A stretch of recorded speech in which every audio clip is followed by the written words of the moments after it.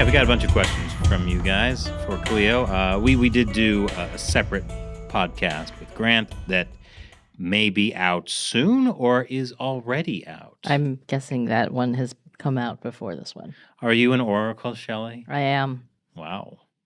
So I have not heard these questions. You have not, and I picked one that has a ton of writing. And it's tiny so font. Matt printed these out, tiny. and they're so small. Fortunately, I have excellent eyesight. I understand that the president of Taiwan is a separatist and that the Taiwan government, or so-called Congress, is rather very much for unification.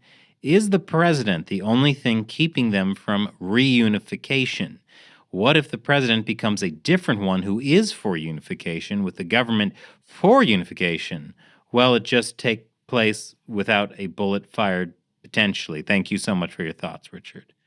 Yeah, so I think that's what Beijing is hoping for. That's the game plan. That's why they tried to rig the elections, and that's why there's an entire political party devoted to, better friendship or integration with China.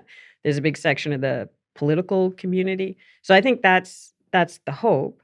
But clearly there is an impediment to that, which is this pesky thing called democracy and the Taiwanese people who seem to feel a little bit differently on the topic. Yeah, You're I a think little- it's a bit of a simplification to be like the president is a separatist, but the Congress is not. Everyone else in Taiwan wants to unify. Yeah, that's not really politically what's happening. Yeah.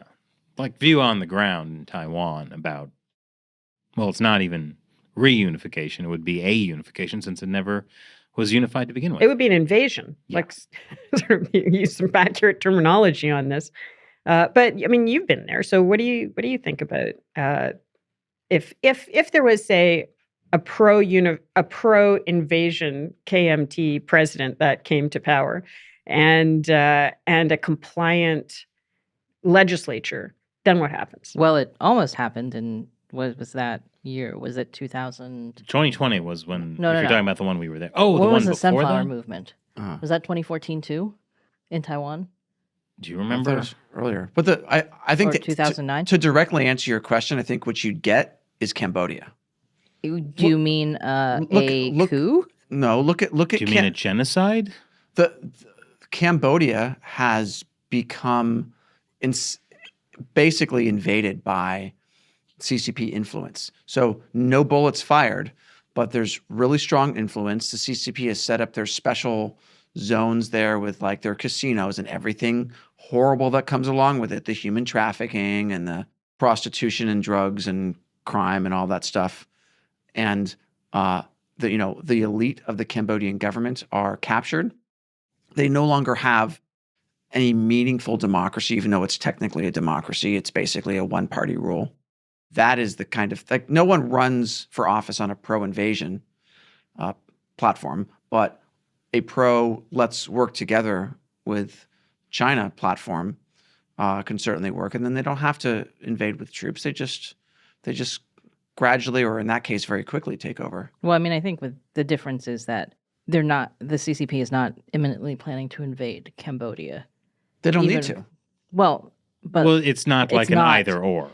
yeah, it's not that they think of Cambodia as a, it's Existential part of their territory and they must have it. So I think it's different in that sense. But what I was going to say when I was looking up the Sunflower Movement, which was in 2014, that the closest really that they came to this kind of soft takeover was essentially under Ma Ying-jeou, the last KMT president, right, from 2008 to 2016, because he was the person who had met with Xi Jinping in 2012. And he still does.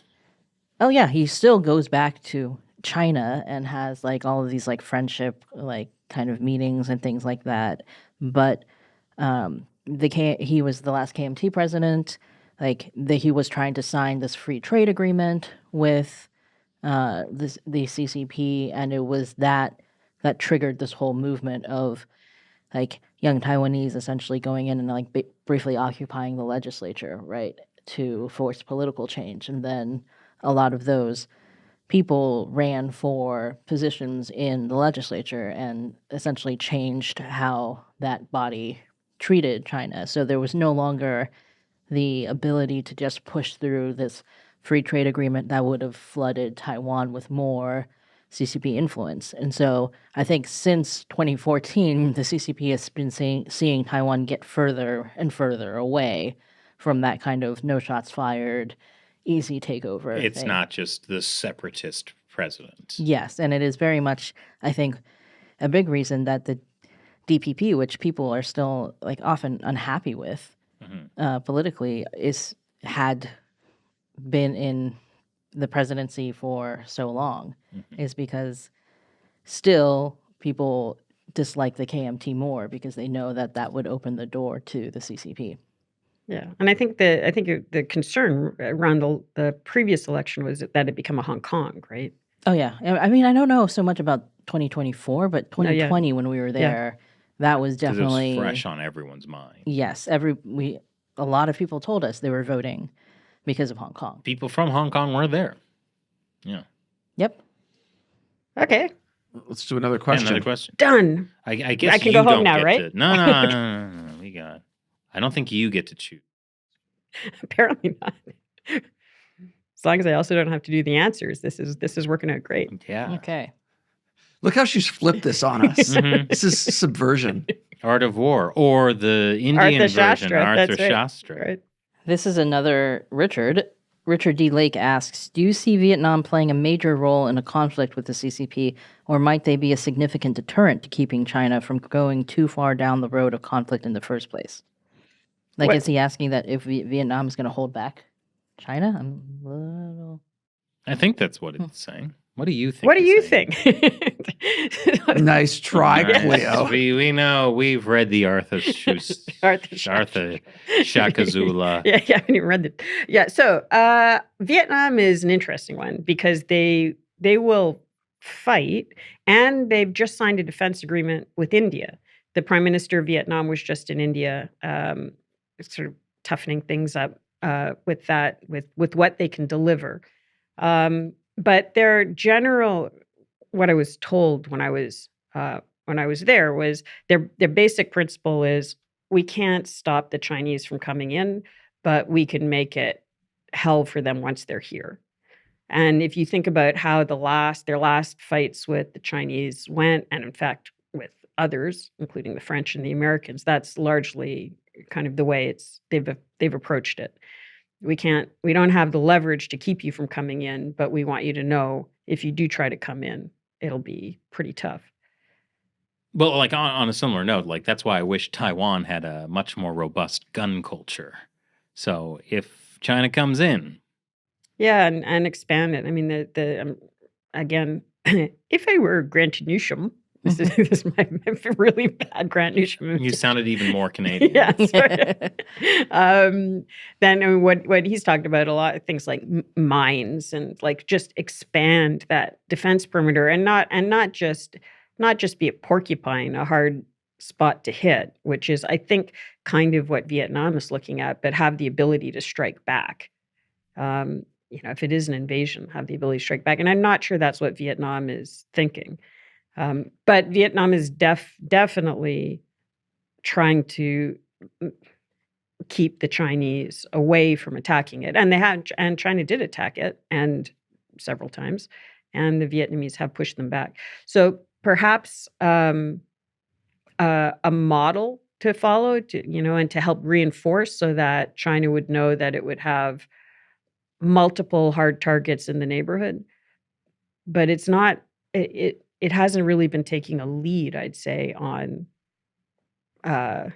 helping to secure other countries in the region.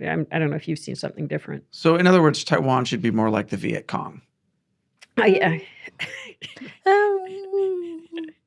Not towards their own people. Is Vietnam say, yeah. at risk of being attacked by China? I mean, there's the disputes in the South China Sea. Well, they have been. So the oil platform stuff. I mean, there's that video you can still see on YouTube of PLA mowing down Vietnamese who are standing up to their knees in water, during that attack, but which apparently they've used for recruitment videos. I mean, this is not a quiet relationship, but at the same time, the PRC is doing what it always does, which is push in a lot of business and try to corrupt the political process. And if a lot of those, not a lot, but at least some of those Vietnamese factories have Chinese ownership. And that's been a big issue. Some of them were attacked a few years ago. So it's not binary. The PRC is very good at using a whole toolkit to try to create at least docility in the target country, if not complicity.